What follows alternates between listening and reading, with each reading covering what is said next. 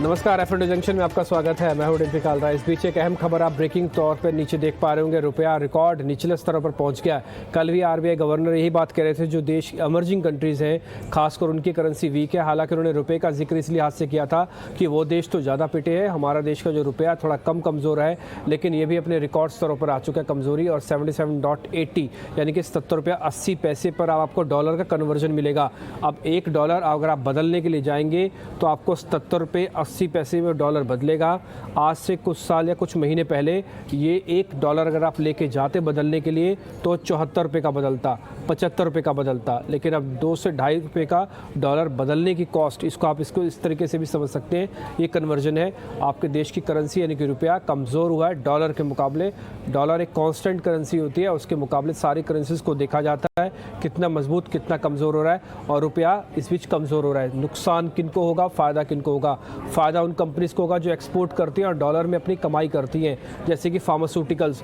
पिछले 2 दिन से फार्मा कंपनीज चल रही हैं। इसके अलावा अगर आप देखेंगे तो आईटी कंपनीज़ के लिए बेनिफिशियरी हो सकता है ये। एक्सपोर्ट कंपनी वाली जो एग्री कमोडिटीज़ है, खासकर कॉफ़ी, चाय, चावल, ये तीनों कंपनीज़ के लिए बेनिफिशियरी होता है। नुकसान किसको मिलेगा? जो खाली सीधे इंपोर्ट करते हैं, जैसे ऑयल मार्केटिंग कंपनीज़ का इंपोर्ट है, गैस का इंपोर्ट हम करते हैं, तो ये सारी कंपनीज़ को आके कहीं ना कहीं आके नुकसान मिल सकता है। खैर, हम आगे बढ़ते हैं। ये रुपये पे तो हमारी नज़र रहेगी, या रिकॉर्ड स्तरों पर तो पहुंच गया। 5 बड़ी बातों से मोटा मोटी पूरा बाजार एक बार समझ लेते हैं, फिर आज के मेहमान गौरव बिस्सा हमारे साथ जुड़ जाएंगे। उनसे समझेंगे निफ्टी बैंक निफ्टी पे क्या करना है। कल का दिन रेंज का लेकिन एक्सट्रीम वॉलेटाइल, आज का दिन फिर से रेंज का लेकिन एक्सट्रीम वॉलेटाइल। ये रेंज के अंदर ही वॉलेटिलिटी काफ़ी ज़्यादा है। आज फिर से हमने पहली बात यही लिखी है कि बाजार सीमित दायरे में अंदर है, लेकिन ये दायरा काफ़ी वॉलेटाइल है। 16,200 से 16,400 के बीच में आज कामकाज हो रहा है। 400 आ नहीं रहा, 200 टूट नहीं रहा, फिलहाल इसी के बीच में कर रहे हैं ट्रेड। कच्चा तेल इस बीच $124 के ऊपर आके ट्रेड कर रहा है, इसलिए Reliance industries, MRPL, Chennai petro जैसे शेयर सबके सब तेज़ हैं। दूसरी इंपॉर्टेंट बात, 16,100 की कॉल और पुट दोनों बिक रही हैं।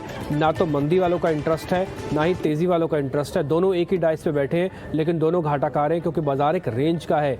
ना तो कॉल चल रही है, ना ही पुट चल रही है।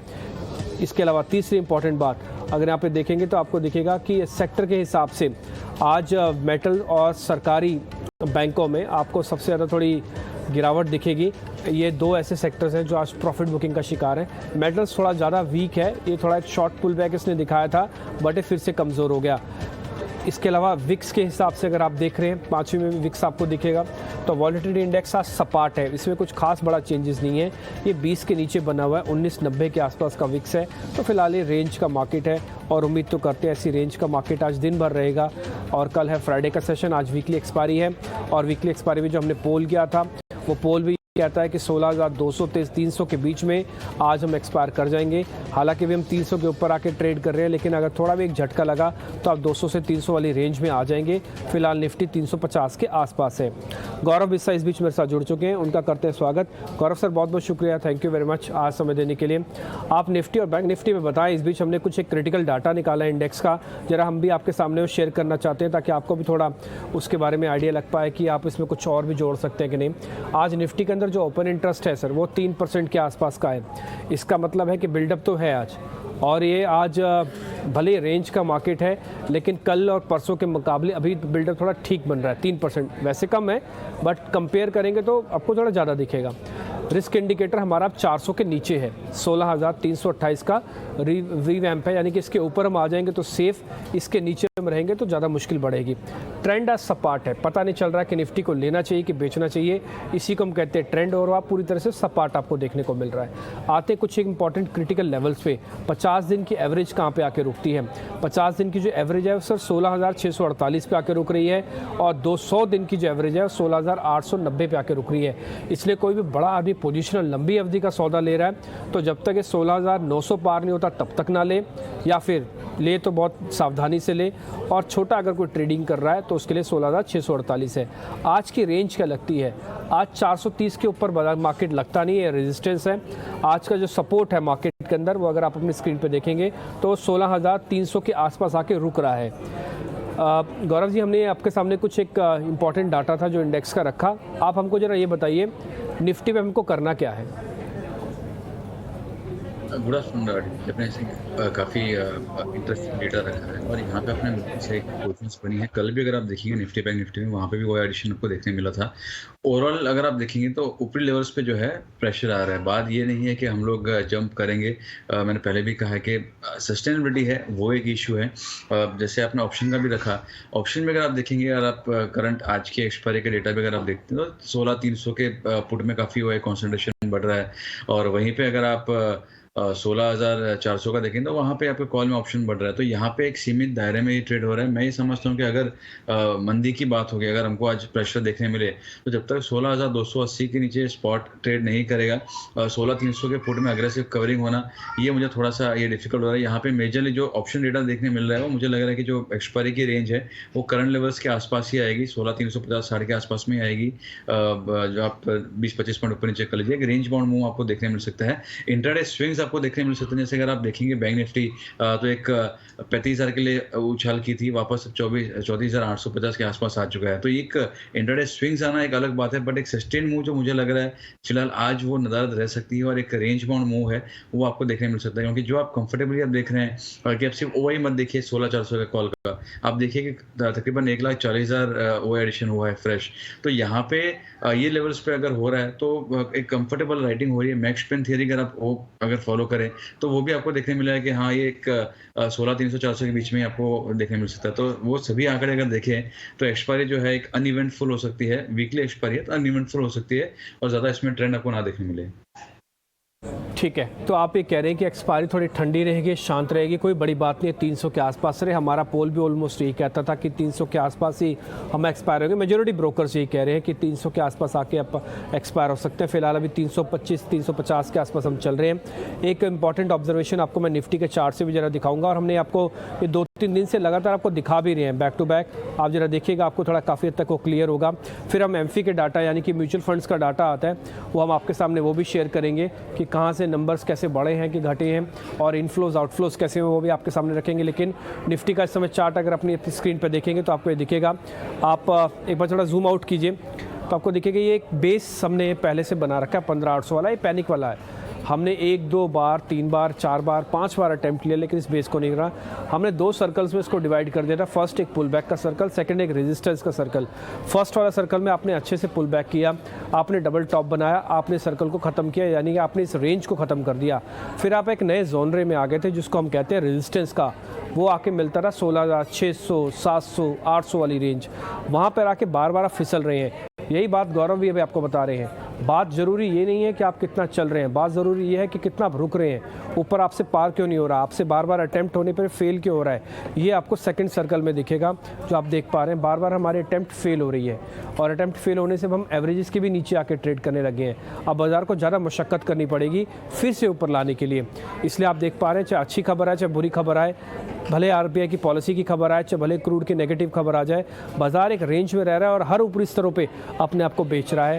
फिलहाल ये चिंता की बात है। इतनी भी नहीं कि क्योंकि विक्स अभी डाउन है, इतनी भी नहीं क्योंकि अभी ऑप्शंस के अंदर बहुत एग्रेसिव काम भी नहीं हो रहा, इतनी भी नहीं क्योंकि यहाँ पे जो डाटा है वो थोड़ा लाइट है, स्ट्रांग नहीं है, वॉल्यूम कम है। इसलिए आपको गिरावट तो मिल सकती है, दबाव आ सकता है। तो गौरव सर फिर एक काम करें, ना तो शॉर्ट करें ना ही प्लस करें, निफ्टी को आज के लिए छोड़ दें, नो ट्रेड, अवॉइड कर दें, आज ठप्पा लगा दें अवॉइड का। बिल्कुल नहीं है। आप बैंक निफ्टी में देखिए, क्योंकि देखिए जो एक्सपायरी जब हम बात करें तो हम वाइल्ड स्विंग्स की बात करते हैं, तो वहाँ पे 20 के साथ में खेलना बेहतर है कि अगर आप ट्रेंड पकड़ सके तो एक अच्छा मूव आपको देखने मिल सकता है एक हाई बीटा सेक्टर के लिए। तो वहाँ पे बैंक निफ्टी जो है जब तक ये 34,800 फ्यूचर्स में ये होल्ड होता है, वहाँ पे अगर आप देखेंगे वाली चार्ट्स पे तो ब्रेकआउट था, वहीं पे रिटेस्ट करके और वहीं पे झूल रहा है। तो प्रोबेबली ये अगर सस्टेन अगर हो गया तो एक उछाल आपको देखने मिल सकती है। बड़ी उछाल यहाँ पे भी मैं कर रहा हूँ, लेकिन यहाँ पे अगर इसको इंडेक्स ट्रेडिंग करना है तो यहाँ पे आप मौका देख सकते हैं। बड़ा मूव नहीं लेकिन एक ठीक ठाक से इंट्राडे गेन्स के लिए यहाँ पे एक बार आप मौका देख सकते हैं। निफ्टी में मैं बिल्कुल सलाह नहीं दूंगा।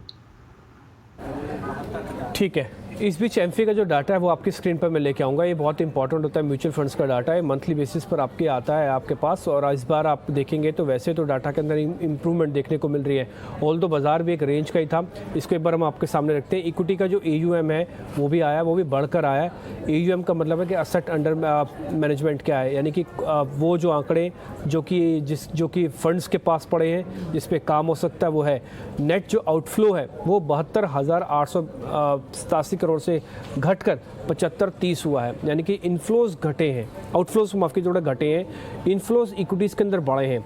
ये 15,890 करोड़ से बढ़कर 18,000 करोड़ है। ये मंथ और मंथ का डाटा है, यानी कि पिछली बार था 15,000 करोड़, इस बार आया 18,000 करोड़ इक्विटी का इनफ्लो। इनफ्लो का मतलब पैसे का अंदर आना। इसके अलावा ये असेट अंडर मैनेजमेंट है, यानी कि जिस पे कामकाज हो रहा है, जो कि फंड्स पे लगा हुआ पैसा है। ये 38 लाख करोड़ से घटकर 37.4 लाख करोड़ हुआ है मंथ ऑन मंथ बेसिस पर। तो AUM है, यानी कि थोड़ा बहुत डिस्पर्सल तो हुआ है, थोड़ा बहुत पैसा बाहर निकला है सिस्टम में, बट उसके मुकाबले जो नया पैसा आता है, जिसको फ्रेश मनी कहते हैं, वो भी मार्केट के अंदर आया। तो कुल मिला के ये ज़्यादा डैम्पनर नहीं है, नंबर ठीक ठीक है। मार्केट को बहुत एक्साइटिंग करने वाले भी नहीं, बहुत ख़राब करने वाले भी नहीं है, नंबर्स ठीक ठीक है एमफी के डाटा के। शायद ये भी एक बड़ी वजह है कि बाज़ार के अंदर कुछ ज़्यादा बड़ा जिस्ट नहीं मिल रहा, ना तो टूट रहा ना ही चल रहा है, क्योंकि नंबर्स इन लाइन है, कोई बहुत एक्साइटिंग और बहुत ख़राब नंबर्स नहीं है। खैर, आप आ जाते हैं सीधा स्टॉक्स पे, और पहले ज़रा आज के तेज़ी वाले स्टॉक्स आपकी स्क्रीन पर आएंगे, वो देख लेते हैं। निफ्टी और बैंक निफ्टी को फिलहाल हम अवॉइड करके चल रहे हैं, दोनों पे हमने अवॉइड का ठप्पा लगा दिया। हालांकि गौरव सर का मानना है कि रेंज में रहेगा मार्केट, अगर आपको जब भी मौका मिले सपोर्ट पे 16,200 के आसपास आके चेक कीजिएगा, लेकिन ऊपरी स्तरों पर टिक नहीं पा रहे हैं। तो हम ये क्या कर रहे हैं कि निफ्टी का और बैंक निफ्टी का अवॉइड का ठप्पा लगा के आगे बढ़ रहे हैं। तो आज के शेयर्स आपकी स्क्रीन पर आएंगे।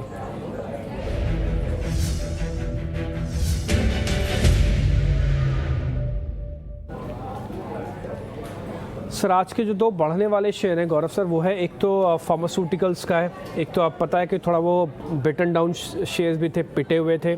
दूसरा, अभी थोड़ी देर पहले हम रुपए की कमज़ोरी दिखा रहे थे कि वो रिकॉर्ड स्तरों पर आ गई, 77.80 का अब करेंसी कन्वर्जन होता है। इसका मतलब फार्मास्यूटिकल्स को बेनिफिट होगा, खासकर वो बड़ी कंपनीज को जो सीधा अमेरिका से अपना 50, 60, 70% तक बिजनेस ले आती हैं। डॉक्टर रेड्डीज उसी श्रेणी में भी आता है, ये 2-2.5% ऊपर है। एक बार सर इसको चेक कीजिएगा। और दूसरा, कंटेनर कॉरपोरेशन को, आज वित्त मंत्री की बैठक चल रही है अभी सरकारी कंपनीज के अधिकारियों के साथ, अहमदाबाद में बैठक है, तो हो सकता है वहाँ से भी कुछ पॉजिटिव निकल के आ जाए। एक बार ज़रा कॉनकोर चेक कीजिए, डॉक्टर रेड्डीज चेक कीजिए सर। देखिए, अगर आप डॉक्टर रेड्डी का अगर आप चार्ट देखेंगे तो यहाँ पे थोड़ा रेजिस्टेंस के पास में ये ट्रेड कर रहा है। जो रेजिस्टेंस है वो है 4375 से 4400। सपोर्ट्स भी इसके नीचे में, तो जो अवली चार्ट में ब्रेकआउट आया था तो 4200 का आया था, तो वहाँ से एक अच्छी मूव ऑलरेडी आ चुकी है। तो अगर किसी के पास है तो आप ट्रेलिंग स्टॉप लॉस यूज़ कर सकते हैं 4275 का। फ्रेश एंट्री यहाँ पे रिस्क रिवॉर्ड वाइज फेवरेबल नहीं है। अवली चार्ट्स पे एक फॉलिंग ट्रेंड लाइन का हडल भी नज़दीक आने वाला है, तो फ्रेश एंट्री के लिए मैं यहाँ पे सलाह नहीं दूंगा मैं। रही बात कॉनकोर की, तो यहाँ पे भी एक स्मार्ट मूव ज़रूर देखने मिला है। यहाँ पे भी अगर फ्रेश एंट्री किसी को लेनी है तो एक आवली क्लोज चाहिए हमको 642 के ऊपर। ये अगर आ गया डीपीजी तो एक अच्छा मूवमेंट आपको देखने मिल सकता है टुवर्ड्स लेवल ऑफ 666 के लिए। तो अब 642 के आवली क्लोज है तो आप बाय कीजिए। अभी फिलहाल जो अगर आप देखेंगे तो 3 वाइट सोल्जर्स पैटर्न बनी है। वॉल्यूम अपटिक देखेंगे तो आवली चार्ट्स पे 20 मूविंग एवरेज के ऊपर ट्रेड कर रहा है। सेटअप खराब नहीं है, अच्छा है, लेकिन चूंकि ये ब्रेकआउट के कगार पे प्रीएम्प्ट करना सही नहीं होगा। एक्सपायरी दिन पे तो और भी नहीं। 642 आवली क्लोजिंग है तो यहाँ पे बाय बनता है। ठीक है, कंटेनर कॉर्पोरेशन का मैं सिर्फ आपको चार्ट दिखाऊंगा। डॉक्टर रेड्डीज के अंदर मजबूती तो है, बट वो आवरली चार्ट पर एक बड़ी सी कैंडल ने उसको पार कर दिया, लेकिन उसका भी कंफर्मेशन हमको चाहिए। ये जो कंटेनर कॉर्पोरेशन आप देख पा रहे हैं, ₹2 का तो खैर प्रीमियम है, दूसरा 4-4.5% का ओपन इंटरेस्ट एडिशन है। देखा जाए तो बहुत कम नहीं है, देखा जाए तो बहुत ज़्यादा नहीं है। कंटेनर कॉर्पोरेशन एक रेंज का है। ये जो सर अभी का आपको कंफर्मेशन की बात बोल रहे हैं ना कि कंफर्म कर दे आवरली चार्ट पे ब्रेकआउट को, ये कंफर्मेशन आपको मिलेगा। ऑल्दो वैसे तो इसके चार्ट को डाउनवर्ड स्लोपिंग हम कहते हैं कि एक बार ये शेयर टूटा, फिर से नीचे आया, फिर से शेयर टूटा, फिर से नीचे आया, लेकिन हमने कुछ भी नहीं किया। हमने सिर्फ एक काम किया, इसका नियर बाय के जो स्टॉप लॉसेस थे ना, यानी कि नियर बाय के जो रेंज का बेस है उसको ऐड कर दिया। आप यहाँ पे देख पा रहे हो कि पीछे का भी यही बेस है ऑलमोस्ट, पैनिक वाला छोड़ दो हिस्सा, और इसके बाद का अभी भी का जो रिसेंटली बेस बना है वो भी हमने सिर्फ उसको एक लीनियर लाइन में नोटिस किया है। एक पुल बैक है, इसमें कोई दो राय नहीं, बट एक छोटा पुल बैक है। कंफर्मेशन चाहिए। आज हमारे पास ब्रेकआउट होने के कंफर्मेशन होने का चांसेस बनता है। ये दोनों एवरेजेस स्क्वीज़ हो गई हैं, आप देख पा रहे होंगे। इससे पहले पिंक येलो इस रेड कलर की लाइन, पिंक कलर की लाइन और ब्लू कलर की लाइन में डाइवर्जेंस था, धीरे धीरे करके वो स्क्वीज़ हो गई हैं। अब इसका ब्रेकआउट चाहिए हमको, इसके ऊपर आके क्लोजिंग चाहिए, मिल जाए तो काम हो जाएगा। तो इसलिए थोड़ा बहुत पुल बैक आपको मिल जाएगा कंटेनर कॉर्पोरेशन पे। गौरव सर, एक बार अपना टारगेट आप वापस से बता सकते हैं, टारगेट और स्टॉप लॉस क्या होगा? देखिए, आवरली क्लोज अगर कंटेनर कॉप में 640 के ऊपर आती है तो आपके जो टारगेट्स जो आएंगे निकल के वो 666 के आ जाएंगे। और एक बार वो कंफर्मेशन आ जाता है तो आपका जो स्टॉप लॉस है वो 632 का आएगा। 632 का स्टॉप लॉस, 666 रुपये का टारगेट। कंटेनर कॉर्पोरेशन पे आपका आज का कॉल है, ये आपको ध्यान रखना। 45-46 के ऊपर आ जाए, क्लोजिंग मिल जाए तो और बेहतर है। 20 रुपये आपको अच्छे से मिल जाएंगे। स्टॉप लॉस टारगेट आपकी स्क्रीन पे छपा हुआ आ जाएगा। सर, डॉक्टर रेड्डीज को छोड़ देना, फिर आज के लिए कोई कन्वर्जन ना करें ना। नहीं, फ्रेश नहीं किसी के पास अगर है। अच्छा, अगर किसी के पास पड़ा है तो पड़ा रखें। तो उसका एक स्टॉप लॉस मेरे को आप देंगे, उसका स्टॉप लॉस क्या है फिर डॉक्टर रेड्डीज का? 4275 4280 आप यूज़ कर सकते हैं। 4275 और 4280। अच्छा, मेरे को एक बार टारगेट भी बता दीजिए फिर डॉक्टर रेड्डीज का। नया तो नहीं लेंगे, बट जिनके पास पड़ा उसको टारगेट भी पता होना चाहिए अपना। टारगेट अगर आप यहाँ से देखेंगे 47 तक के लेवल्स आपको देखने मिल सकते हैं। अभी मैं स्पॉट की बात करूँ, अगर फ्यूचर्स की अगर हम लोग बात करें तो यहाँ से और 30-40 रुपीज़ वहाँ पे आपको देखने मिल सकता है। तो मैं सर कितना समझूँ इसका टारगेट रफ? अगर हम लोग डॉक्टर रेड्डी के फ्यूचर्स की अगर हम लोग बात करें, यहाँ से 4375 से 4380 आप वहाँ पे रख सकते हैं और 4280 का स्टॉप लॉस हो सकता है फ्यूचर के लेवल के हिसाब से। ओके, ठीक है। 4280 का स्टॉप लॉस, 4380 का टारगेट, तो 100 रुपये की रेंज के अंदर है। अभी हम स्टॉप लॉस के हिसाब से अगर देखें तो वैसे तो ठीक है, रिस्क इतना भी बुरा नहीं है, बट हाँ, नया वाला नहीं आया क्योंकि इसके बाद 1-2 दिन का ही मूवमेंट है। उसके बाद अभी चलेगा नहीं चलेगा अभी पता नहीं। 43-75-80 तक का आपका टारगेट, 42-75 42-80 तक का आपका स्टॉप लॉस है। डॉक्टर रेड्डीज हो गया और कंटेनर कॉर्पोरेशन का भी आपने स्टॉप लॉस टारगेट अपनी स्क्रीन पर आएगा। शॉर्ट कवरिंग के 2 शेयर है सर। पेट्रोनेट LNG धीरे धीरे चल रहा है बट अच्छा चल रहा है 2-3 दिन से। और आज बायोकॉन में अच्छा मूवमेंट आया। ये बायोलॉजिकल वाला बिजनेस है ना, इसका यहाँ पे अच्छी गाइडेंस आई, तो गाइडेंस की वजह से आज ये अच्छी शॉर्ट कवरिंग करवा रहा है। और वैसे देखा जाए तो ओपन इंटरेस्ट में कोई बहुत ज़्यादा नंबर्स नहीं आएंगे, बट प्राइस एक्शन स्ट्रॉन्ग है सर बायोकॉन का। एक बार ज़रा बताइएगा, ये कमज़ोरी से टूट तो नहीं जाएगा वापस? बायोकॉन की अगर हम बात करें तो ये निफ्टी जैसा है कि यहाँ पे सस्टेनेबिलिटी जो है वो एक इशू हो जाता है। लेकिन आज अगर आप यहाँ पे वॉल्यूम्स देखेंगे तो कंसिस्टेंटली वॉल्यूम्स बढ़े हैं और आपको ये सेम चीज़ आपको OI में भी आपको देखने मिल जाएगा कि काफ़ी एक अच्छा एडिशन हो रहा है। और मैं हमेशा बिलीव करता हूँ कि एक ही आवली कैंडल या एक ही आप अगर OI भी प्लेस करोगे, एक बार में बन गया उसमें मज़ा नहीं है। प्राइस ऊपर जा रहा है, कंसिस्टेंटली OI भी ऊपर जा रहा है, तो वो एक स्ट्रक्चर जो है वो बेहतर होता है। तो यहाँ पे लग नहीं रहा है कि यहाँ पे ये अटकना चाहिए। एक आवली चार्ट में ब्रेकआउट हमको देखने मिला है 332-33 का। तो यहाँ पे जो इसका मोमेंटम है ये थोड़ा सस्टेन हो सकता है और एक बार स्टॉक जो है वो 344-345 के लिए भी एक बार उछाल दिखा सकता है। ओके, ठीक है सर। मैं फिर टारगेट क्या रखूँ इसका? आप यहाँ से 346 तक के टारगेट्स के लिए प्ले कर सकते हैं। 346 का टारगेट। फिर मेरे को एक बार स्टॉप लॉस भी आपको देना होगा सर। 332 का आप स्टॉप लॉस यूज़ कर लीजिए। 332 का एक का स्टॉप लॉस लगा लेते हैं, ठीक है। 332 का एक स्टॉप लॉस है। 346 रुपये का आपका टारगेट है। 10 रुपये और करीब 4 रुपये का रेशो है, यानी कि 4 रुपये जाएंगे 10 रुपये आएंगे। 1:2 ऊपर का रेशो आपके लिए बनता है। बायोकॉन गौरव की रिकमेंडेशन में है। एक इंटरेस्टिंग चीज़ मैं भी आपको ज़रूर बायोकॉन के अंदर बताना चाहूँगा। मैं हालांकि आवरली चार्ट पर आपको मैं नोटिस करवा रहा हूँ वो चीज़।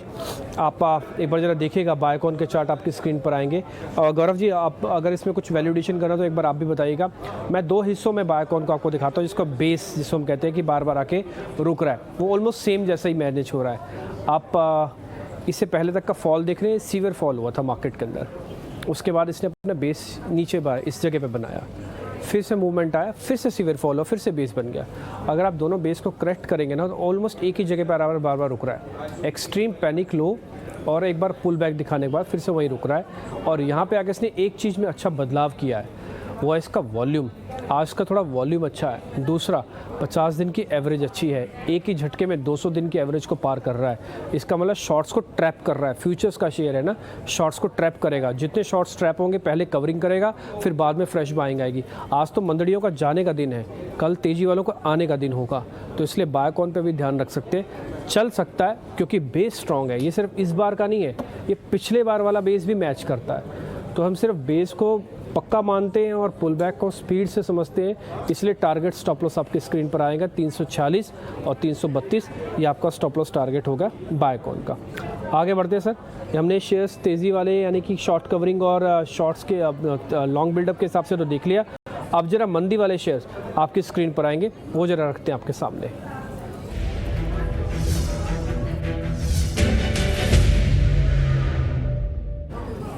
सर एक टाटा स्टील है, दूसरा अपोलो टायर्स है। अपोलो टायर्स ने तो हद ही कर दी, 220 से टूटता टूटता 206 आ गया और नॉन स्टॉप टूट रहा है, 3 दिन से टूट रहा है। और दूसरा सर टाटा स्टील, जरा चेक कर लीजिए। टाटा स्टील में तो मैं कह सकता हूँ कि मेरे रिकमेंडेशन में भी है, वो हमने अपने क्लाइंट्स को भी सलाह दी है। यहाँ पे तो नीचे और आ चुका है 15-20 मिनट के अंदर। लेकिन इसके आप आवली चार्ट अगर देखेंगे तो इसमें ओवर एडिशन भी आपको देखने मिलेगा और इसमें एक ब्रेकडाउन भी हमको देखने मिल रहा है। फ्यूचर्स लेवल की अगर बात की जाए तो 1010 1012 जो है एक अच्छा लेवल है शॉर्ट करने के लिए। कोई उछल भी अगर यहाँ से देखने मिले तो शॉर्ट के मौके ढूंढिए। एक अच्छा ब्रेकडाउन हमको देखने मिला है और स्टॉक जो है एक बार 980 984 तक एक बार लेवल्स पे जा सकता है। तो ये एक थोड़ा वीक शेयर है। अपोलो टायर्स में मैं यहाँ पे करंट जंक्शन पे सेल की सलाह मैं नहीं दूंगा। उसके 2 कारण हैं। पहला, अगर आप देखेंगे तो 200 के पुट में इसमें कंसंट्रेशन रहा है और हमने देखा है कि 2-3 बार यहीं से एक बाउंस आपको देखने मिलती है। तो जब तक यहाँ पे आइदर अग्रेसिवली पुट कवरिंग हमको नहीं देखने मिले, मैं यहाँ पे उसमें सलाह नहीं दूंगा। 200 का एक ऐसे भी एक साइकोलॉजिकल और टेक्निकल वाइज भी, प्राइस एक्शन वाइज भी एक सपोर्ट भी है। तो यहाँ पे गार्नर नहीं करता है फ्रेश शॉर्ट्स करना अपोलो टायर में। लेकिन अगर कंपेयर किया जाए तो टाटा स्टील जो है काफ़ी वीक लग रहा है, स्ट्रक्चर काफ़ी वीक। ठीक है, टाटा स्टील का एक बार स्टॉप लॉस और टारगेट वापस से बताइए सर आप। मेरा कंडीशनल सेल हुआ क्योंकि पिछले 15 मिनट के अंदर इस स्टॉक में जो है 10 से 15 रुपए की गिरावट आपको देखने मिल चुकी है। 1010 वाला मेरे ख्याल से शायद अभी 998 997 चल रहा है। तो कोई अगर राइज अगर आपको देखने मिलती है इवन टिल 1008 तो आप सेल कर सकते हैं। 1020 1020 का स्टॉप लॉस होगा। नीचे में 980 के लेवल्स आपको एक बार देखने मिल सकते हैं। सर अनवाइंडिंग के 2 शेयर्स आपकी स्क्रीन पर लेके आ रहा हूँ, कैनरा बैंक और SBI कार्ड्स है। इन दोनों में क्या किया जाए? कैनरा बैंक और SBI कार्ड्स। कैनरा बैंक अगर आप देखेंगे यहाँ पे तो ये मेरे इंटरेस्ट में रहेगा क्योंकि अभी 204 का 203 204 का एक सपोर्ट है। उसके नीचे अगर सस्टेन वाली क्लोजिंग में अगर आता है तो आप 200 का पुट ऑप्शन बाय कर सकते हैं। प्रीमियम में नहीं करूंगा लेकिन एक अच्छा सपोर्ट के करीब ट्रेड कर रहा था। मुझे देखना होगा कि यहाँ पे ब्रेकडाउन हो रहा है उसके नीचे या नहीं हो रहा है। अगर इसमें ब्रेकडाउन देखने मिलता है तो काफी बेहतरीन मूव आपको देखने मिल सकता है टुवर्ड्स 193 194 के लिए। तो आपका जो ऑप्शन है वो काफी अच्छा मूवमेंट आपको दे सकता है। तो मैं ऑप्शन वाइज बाय नहीं कहूंगा, मैं आपको लेवल वाइज बाय दूंगा। अगर आवली क्लोज जो है वो 203 के नीचे अगर देखने मिलती है तो यहाँ पे आप पुट को एक बार बाय कर सकते हैं। रही बात SBI कार्ड की, तो SBI कार्ड का स्ट्रक्चर जो है थोड़ा कंफ्यूजिंग स्ट्रक्चर है। एक दायरे में ट्रेड कर जहाँ पे आप अगर ऊपर देखेंगे तो 790 का एक अच्छा खासा हर्डल है और नीचे में अगर देखेंगे तो 760 का एक सपोर्ट है। तो रेंज बाउंड ट्रेड है, तो रेंज बाउंड ट्रेड में आपको मौके मिलेंगे नहीं। तो यहाँ पे मैं इसको अवॉइड करने की सलाह दूंगा। ठीक है। अच्छा सर, आप ये बता रहे थे अभी अनवाइंडिंग वाला कैनरा बैंक का, आप कह रहे हैं कि ये लेवल अगर टूट जाएगा तो इसमें ऑप्शंस कौन सा ट्रेड करना है, एक बार जरा लेवल्स क्लियर कर देंगे सर? कैनरा बैंक की कौन सी पुट को हमको प्लस करना चाहिए, फिर उसका स्टॉप लॉस टारगेट भी हम ताकि लिख पाए ना उसको फिर अच्छे से। जैसे मैंने आपसे कहा कि मैं आपको ऑप्शन वाइज तो मैं इसका ट्रिगर नहीं दे पाऊंगा क्योंकि उसका जो ट्रिगर आएगा वो आपको ब्रेकडाउन के लिए आएगा। यहाँ पे प्रीएम्प्ट करना मुश्किल होगा। लेकिन 200 का जो है पुट ऑप्शन वो मेरे रेडार पे रहेगा। अगर आवली क्लोज जो है वो 203 के नीचे मिलती है तो मुझे लगता है मैक्सिमम जो आपका ऑप्शन है वो 9.5-10 तक आएगा आपको, तो आप बाय कर सकते हैं।